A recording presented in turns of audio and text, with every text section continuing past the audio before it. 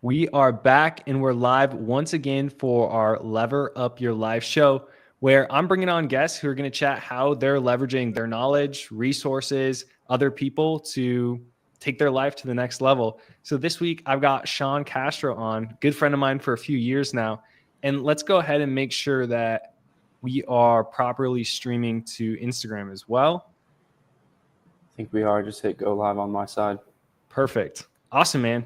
So let's have a conversation about agent outreach. I know when you first started wholesaling, what were you, 18 when you got your first contract? Yeah, I was still a senior in high school.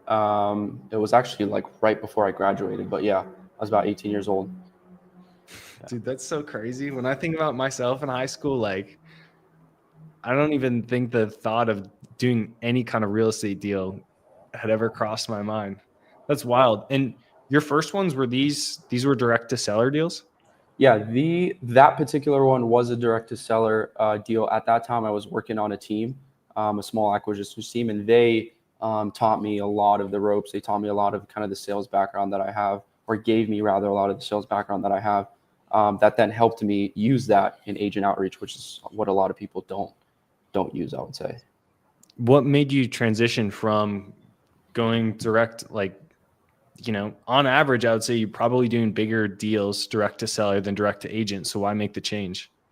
Well, it was a couple things. So I actually had met a good friend of mine. His name is Eric at a conference, a multifamily conference. We met up. We were both wholesaling. I was working on the team. He was doing his own thing. He was working with agents. I was doing direct to seller. And I had kind of gotten to a point where I felt like it was ready for me to move on to the next step and kind of part ways with that team. But when you do direct to seller, you would know this, Jared. It's very expensive, right? You need a team of VAs. You need to be able to lead them, guide them, train them. You need to have marketing payroll. Marketing money, and all of those things. And I didn't really have that coming out of that team.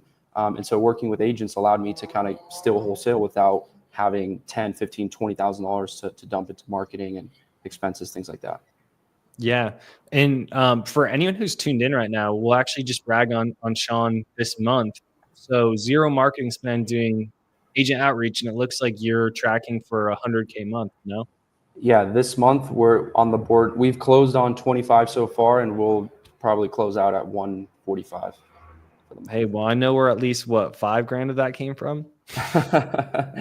Yes, sir. Yes, sir. Absolutely. So just high level, man, why is it that an agent should ever consider an offer from a wholesaler? I mean, it really depends. Should it maybe be their first choice?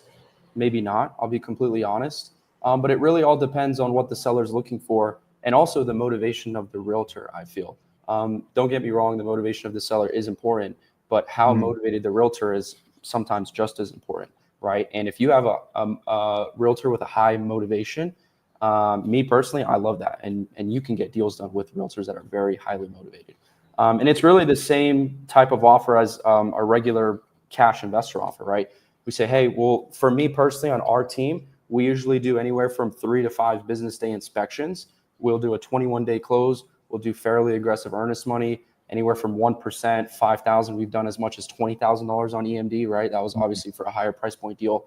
And we keep realtors updated. We're very hyper focused on Tampa. So we pretty much know, depending on what type of deal it is, what we'll need. If it's a land deal, we'll maybe ask for a survey and arborist report, or we'll get working on that. I just closed on a deal last week or 2 weeks ago in St. Pete Beach where we had to get an appraisal done, right? I went ahead and fronted the money for the appraisal for the buyer to get things moving. So to answer your original question, why should a agent work with a wholesaler?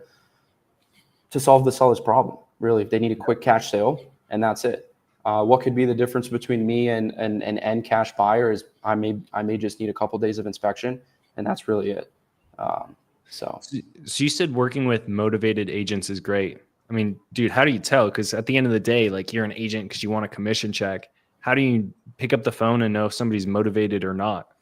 I mean, I would say it's very similar to if you're working with a motivated seller, right? If you call an agent who has a listing that's been on the market for 100 days, and they're like, hey, give me a number. Doesn't matter what it is. Give me a number. I'll go and work for you. I'll go to bat for you.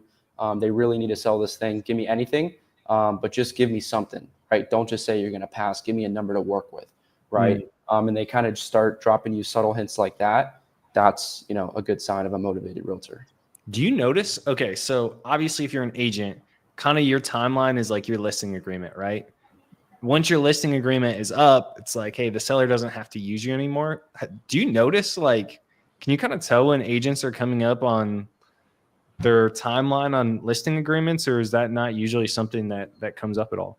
100%. I would say a majority of our deals are not from agents that are at the end of their timeline with the listing agreement. It's actually rather in the beginning, because the majority of our in-house deals actually come from pocket listings. So they haven't even hit the MLS, right? So their timer Mm. is just starting to tick. But from the deals and conversations that we have had with realtors that are at the end of their 6 month or whatever it is time frame listing agreement, they are definitely motivated, right? Because now their commission that they thought Right. was kind of guaranteed is now like unsure if they're even going to get it or not. Yeah. So yeah. We've actually got a question from the comments here on the arborist report, which I wanted to bring up. So you mentioned on these land deals, and I'm sure this is different for Tampa than other markets, but going ahead, if you're going to lock up land as a pocket listing, and you're going to assign it, why get the arborist report up front? Well, I think an arborist report and a survey are very important because you have to, as a wholesaler, what's benefited me is thinking a couple steps ahead, right? And so if I have a piece of land, who am I going to sell it to? I'm going to sell it to a developer or a builder, right? And what do they want? They want an arborist report and they want a survey. At least here in Hillsborough County in the city of Tampa, there's this whole thing around trees, Yeah. and the restrictions that they have on, the setbacks that you need to have and the different requirements and XYZ. So having the arborist report will tell you how many trees they are, how big they are, the restrictions around them on if you're allowed to tear them out or not, right? And I've seen deals where the trees or the arborist report literally blew apart the whole deal, right? I'm Yeah. sure you've definitely seen that before.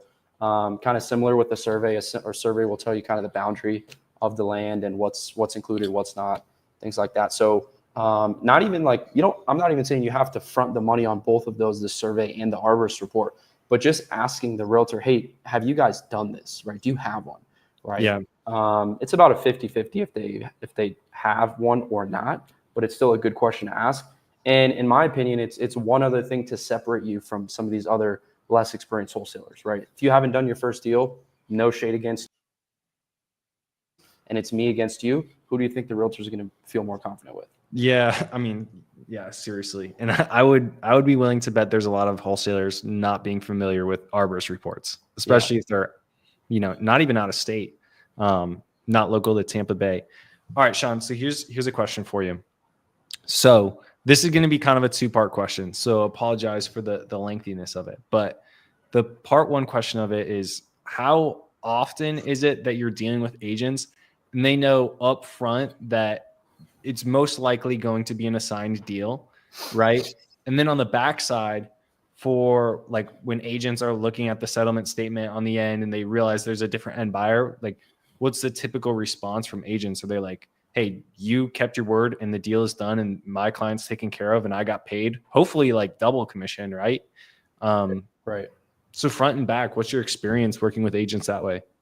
So to answer your first question, honestly, we don't even have a lot of realtors kind of, I guess, that I know about find out. You could say that we assigned it, just because, of course, I'm biased when I say this, but I'd like to say that we do it pretty discreetly. Now, if they ask about us, we do not lie about it and we're honest and upfront. Hey, it really depends kind of what we find in the inspection period. If us bringing another buyer to the table is required for this deal to perform, I want to do everything I can to perform on my end of the contract, get you paid and get your seller paid, Mm. right? And a lot of times when I give that answer, it's very disarming to a lot of these realtors.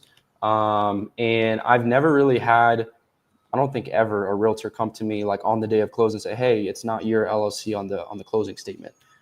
If they did notice, maybe they just didn't tell me and they're like, hey, we're closing, I don't really care. Yeah. But yeah. So on your like talking about your deal flow just from agents, everybody knows the stats. Most agents don't do a single deal a year, right? It's like for sure a 90-10 in the marketplace. When you build up these relationships, like in my opinion, one of the hard parts about wholesaling is that it's by nature not typically a recurring revenue business. With JVs, it can be right on the demo side, but acquisition tends to be pretty tough. Are you finding that, like, hey, if an agent sends you a pocket listing, you crush it, get the thing done, everything's smooth, everyone's happy? Like, will these people come back to you, or is it usually kind of just one-off type of transactions? Absolutely. I mean, this month we are closing on a deal with one of our VIP realtors. It will be our third transaction together, and on that deal we will clear 30,000, right? That's awesome. And so again, like distressed pocket listings are not something that most realtors have very, very frequently. So we Right. don't have a ton of realtors that we've done like tons of repeat business with, but we do have a couple that, like this one, for example, this will be our third deal that we do with her. And it'll be, a pretty good size deal. So That's awesome. yeah, but What there about are also like just because we haven't closed maybe multiple with them doesn't mean they're not bringing us opportunities either, right? Because right? we've closed on a bunch of deals with realtors and they keep sending us stuff, and the numbers just don't always pencil, right? I mean, yeah, like that's kind of the nature of the beast. They usually won't. Right. All right. Looking at where we're at with the market right now, I remember when I moved to Tampa 2022, right? The market had just shifted. And at the time, the thought of doing like signing a deal on the MLS was just like kind of ridiculous, to be honest. It was just like, bro, why are you wasting your time making offers at stuff that's listed? And the funny thing is now, I actually want to get your opinion on this. I feel that about half, maybe a third of Of the the deals that you fund. I don't know, deals that I fund, probably less than the deals that I fund. But Okay. overall assignments, like contracts, probably a third to half of them are listed properties. Dude, That's what I genuinely think. there is so much money to be made on the MLS. It is ridiculous, and so many people sleep on it. So many people just like talk bad about it.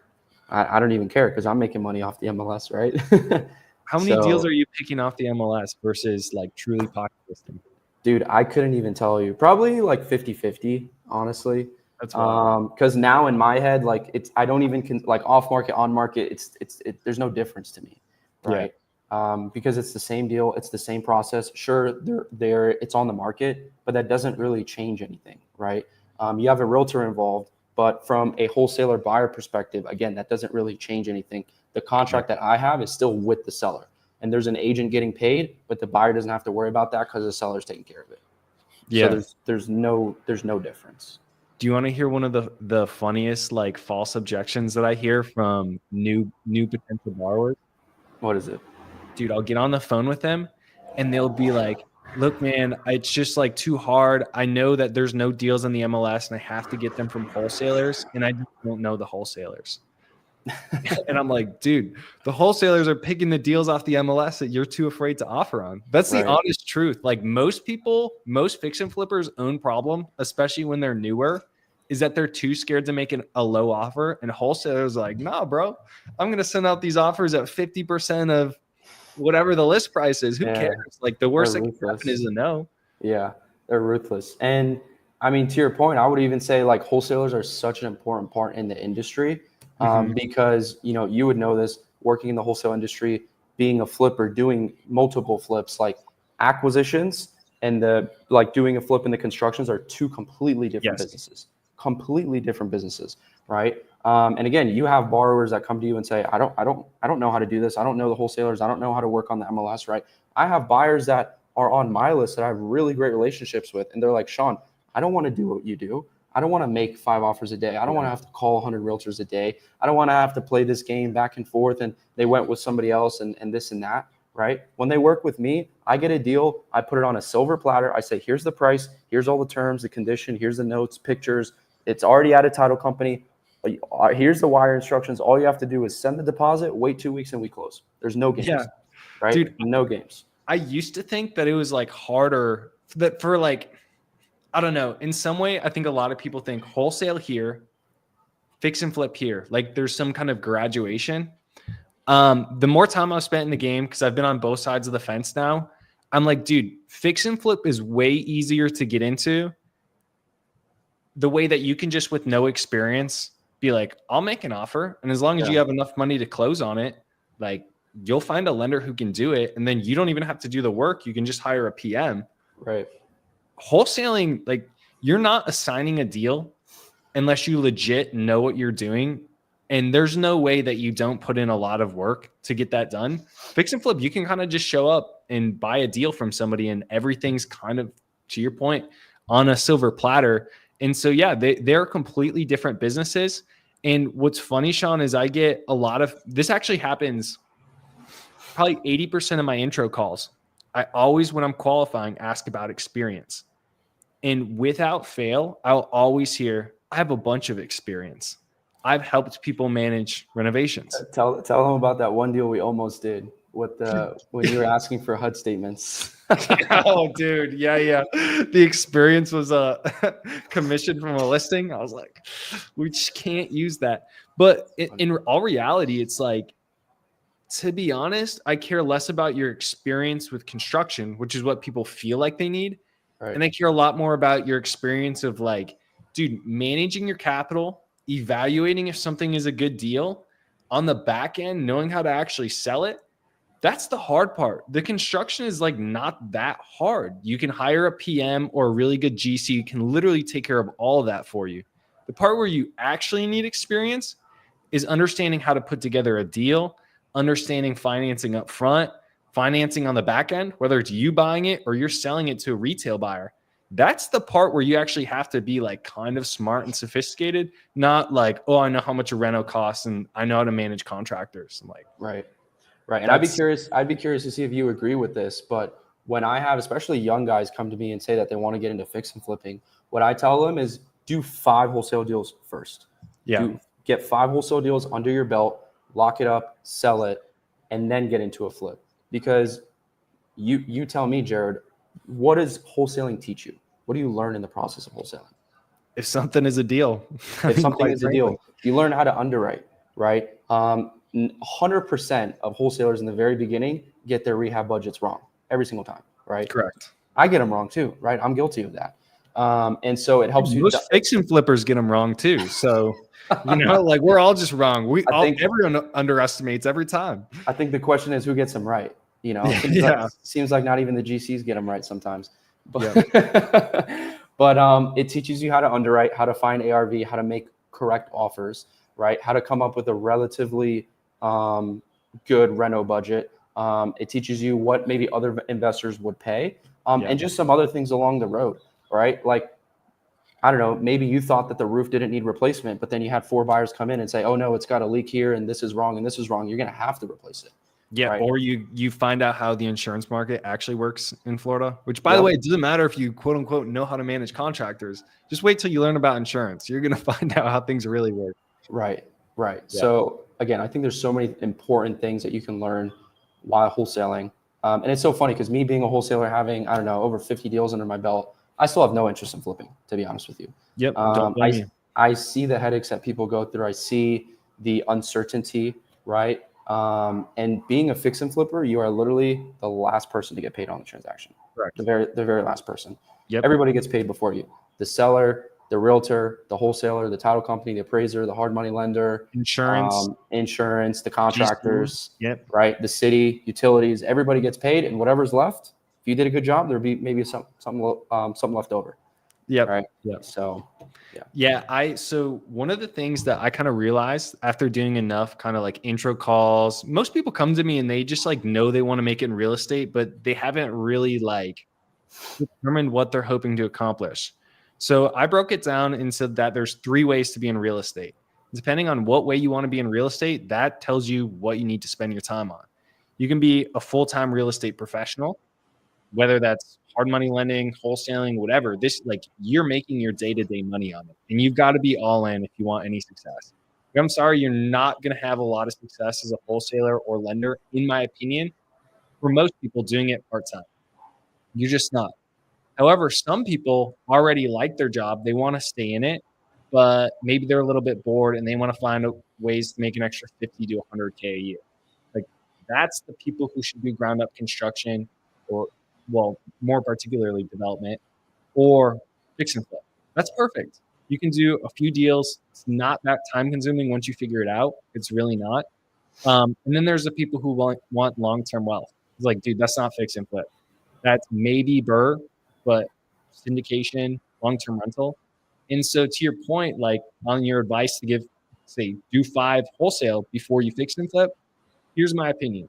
If you're trying to do like full-time, like professional, be a real estate professional, start out wholesale.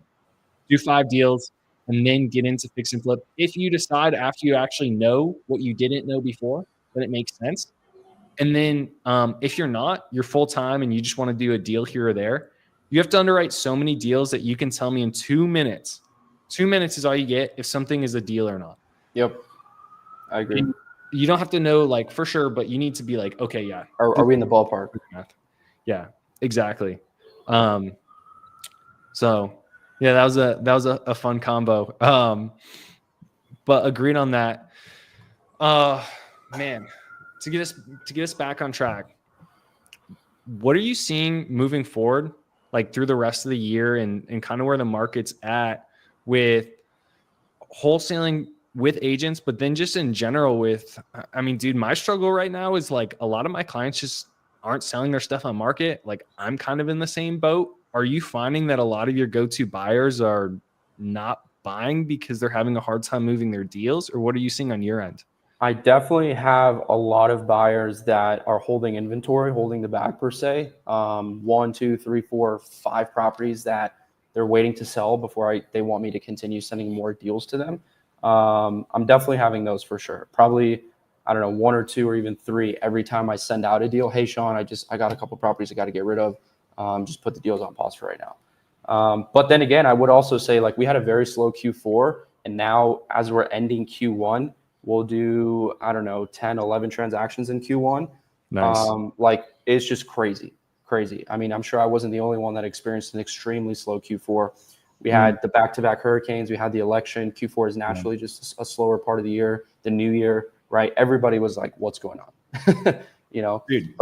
But now I feel like even though there's still a lot of uncertainty in the market, there's a lot of people that do this full time, right? And they're like, dude, I need a deal to pay the bills, right? And so that's when I think it comes to like having a good buyers list and constantly adding new people, right? So you're not only relying on your handful of buyers. Yeah, for sure. Dude, it was crazy. I don't know what your opinion on this is, but I feel like, prior to, let's just say 2024, so 2022, 2023, it was like pretty even mix between Hillsborough and Pinellas. Bro, ever since the hurricanes, like I put out my weekly deal drop, I regularly only have 2 or 3 Hillsborough deals. And like, dude, I'm a Tampa guy. Like, I don't hang out in Pinellas that much. Yeah, me neither. Bro, I will have 20 deals every single week in Pinellas. And probably 75% of those are in flood zones. Yeah, correct. Correct. Right. Yeah. I will say too, for the longest time, I was super anti-flood zone. I was like, look, if you don't have comps, don't make an offer. Straight up. Like, speculative is where you make an investment and you have no data to support what the outcome is. That's what happens when you do deals without comps. Well, now I'm starting to see comps in flooded areas. And like, dude, let me know if I'm on with this or not. But depending on the flooded area, I'm not like seeing comps that dropped off that much. Yeah. I'm not seeing a huge dip in ARV, and it's actually kind of surprising to me. I would definitely agree with that. We've been noticing that on deals like when we're comping, right? If we're going to offer on a property, I will say that only applies to like properties that were rehabbed and that were rehabbed like to a very high level, very beautifully, very nicely. And I'm like, oh wow, this sold for a very aggressive price on what everything else is selling for, and it's in a flood zone, and it was flooded, but they redid everything and they still sold it, But again, that's not going to be your lipstick on a pig type of rehab. That's going to be like everything, kitchens, bathrooms, flooring, and they just did a beautiful job. Yeah, I'm looking at one of my borrowers just put together a deal kind of like north of downtown St. Pete, west of Snell Isle area. And it was one of those areas that like it isn't a flood zone. But when I was looking at comps for stuff that sold, a lot of the listings said like no flood damage at all. This house did get flood damage, but it wasn't anything crazy. It was like 6 inches on the drywall. And bro, those comps, like they looked like they were the exact same values as the stuff I was finding pre-flood. Right. Yeah, I don't know. I don't know if people just have a short-term memory or what's going on. But especially locally, talking to a lot of the investors that are in these groups and meetups, a couple weeks ago, a couple months ago, they were like, "I'm not touching anything in a flood zone," right? And a lot of them still aren't. And so sometimes I wonder who's buying these flood zone deals. Bro. So, I will I will tell you, have you had any of your deals messed up for insurance? I don't think so. No. Bro, I don't know what happens. I noticed this about maybe 6 weeks ago. Insurance just out of nowhere got way harder in Florida. Like, I'm not exaggerating when I say probably 3/4 of my deals aren't closing on time right now because of insurance. Wow. Like, dude, Wow. we're the insurance people, and like I've got my go-to people who are solid. Like they're putting in their requests of like, these insurance policies go to the underwriters and they'll approve it or deny it. Bro, so much stuff is getting denied right now. Wow. It's like you submit here, denied, denied, denied. I'm doing a deal. I don't even like saying this. I'm funding a deal on the water in Pasco, right? And I was talking to the insurance agent today and yesterday, and he was like, bro, it's like a 200K house, and insurance is about to be like 8-9 grand, Wow. all earned. And I'm like, Wow. good Lord. This is actually the deal I was telling you about. That was so there's a first assignment, right? Second assignment. Okay. Yeah. Keegley goes and novates the property and lists it on the market. And I told my borrowers, like, yo, flood zone stuff, don't mess with wholesale deals. Like, there's way too much stuff that's agent listed. So they thought Yeah. they were talking to the seller, and it was freaking a Keegley Oh my the whole gosh. time, bro. That's crazy. That's Yeah, wild. yeah, it was interesting. So are you seeing people start to come back, buyers start to get more activity on your stuff that's flood zone, or is there still a good degree of hesitancy? I would say both. There's definitely still a good degree of hesitancy, but I personally have a handful of people, a couple of people that are like, I'll look at it and it depends, right? If it's in a flood zone and it didn't flood, I'll look at it, right? Or like depending on how hot the area is also dependent on how much they would consider it. Yeah. So I would say I do have some people that are kind of like maybe, right? If it's the right deal, if the numbers make sense, I'd consider. But not like a crazy amount of people that are just like, yo, send me all your flood zone deals, this and that. So Yeah, bro. I'm gonna be waiting for the day a direct buyer, like an actual end buyer, post that. yeah, seriously. That is a really good point, though. It's not all flood zones are created equal. There's shore acres, and then there's like, kind of Dude, more I just central canals. speaking of shore acres, I had a lead in shore acres. I didn't even want to lock it up. I was talking to this buyer. I was pitching him another deal. He's like, "Hey, do you have anything in shore acres?" I was like, "Well, I have this lead. I haven't locked it up yet." I was like, "What could you pay for it?" And he tells me 175. I say, "Okay." I go lock up the seller for 165. This guy signs the assignment. He sends his non-refundable deposit. He calls me yesterday. He's like, "Hey, you know what? I don't really want it anymore. Go ahead and keep the deposit." And I'm like, "Great." Oh, dude. Right. And it's very, very unfortunate because like the owners is like this older couple and they live there and they got flooded and they really need the money. And now I've got to go I'm going to try and resell the deal. I'm not sure how I can do that, but I've got to go back to them and say, hey, it's just not going to work. So, Well, that's kind of what people are picking up lots for over there, is like sub 200, right? yeah, sub 200 for sure. I was talking to Johnny Creamer before. He was at like 150. I'll buy a lot. Now he's like 130. So, Really? yeah. Interesting. It's tough. Okay. Well, that's good to know. We're starting to come up on time here, Sean.